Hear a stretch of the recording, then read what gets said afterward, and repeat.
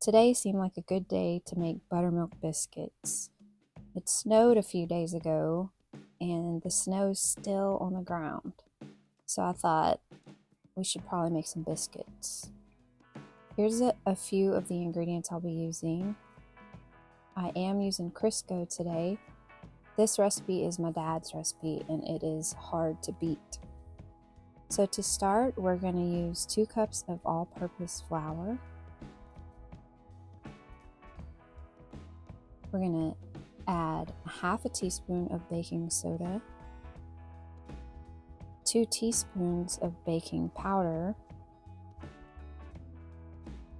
a half a teaspoon of salt, 2 teaspoons of sugar,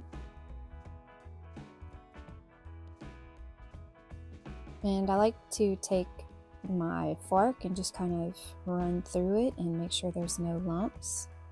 And that is it for our dry ingredients. So to this, we're going to add 3 tablespoons of cold butter that I kind of cut up, and 3 tablespoons of the Crisco or shortening. And I've tried to make this recipe without the Crisco, and it just doesn't give you the same result. The Crisco kind of gives you a more fluffy, airy biscuit. So I started by using my fork, but I always end up going in with my hands because it just kind of works better. So what I'm doing is I'm just pinching any big clumps of butter or Crisco just to kind of incorporate it a little bit, but it doesn't have to be perfect. Next, I'm going to pour in 1 cup and 1/4 of buttermilk.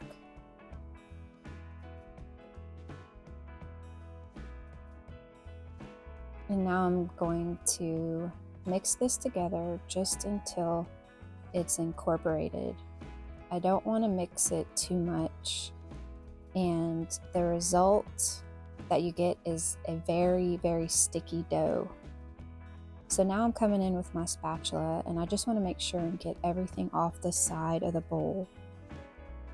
And you can see I'm not really stirring, I'm just kind of flipping it. And you can also make drop biscuits with this recipe. You just take a spoonful of the dough and drop it onto a sheet pan. But today I'm going to be dropping this entire dough straight onto the parchment. So I'm using my spatula and I'm trying to get everything out of the bowl.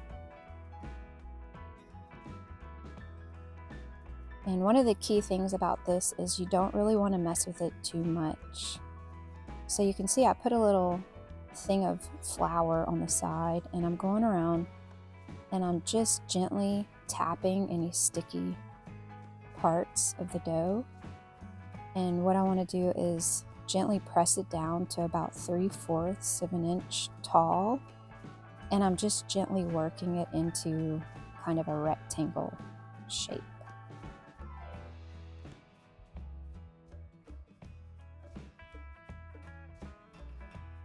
Once that's done, I'm going to take a spatula and I'm going to mark out the biscuits. And if you get sticky dough on your spatula, you just dip it in the flour and continue to kind of mark out your biscuits. So I marked out 6, but you can definitely add another line in there and make 8, because actually the 2 middle biscuits were enormous. So here is the finished biscuits, and because we cook them together, they rise really high in the center. And right now I'm just using a knife to kind of mark out my lines again, but you don't have to do that. And technically you're supposed to wait 5 minutes for them to cool, but of course I could not wait, and because of that my biscuit broke a little bit, but that's okay. Just grab those pieces.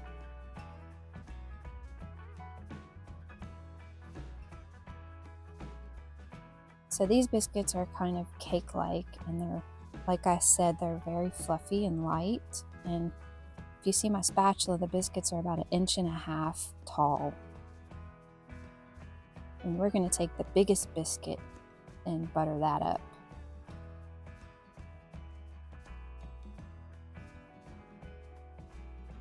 So we're just gently cutting our biscuit, and it's still very hot, as you can see when I open it up. You can see the steam come out. And we're going to take a little pat of butter and just kind of smooth that out.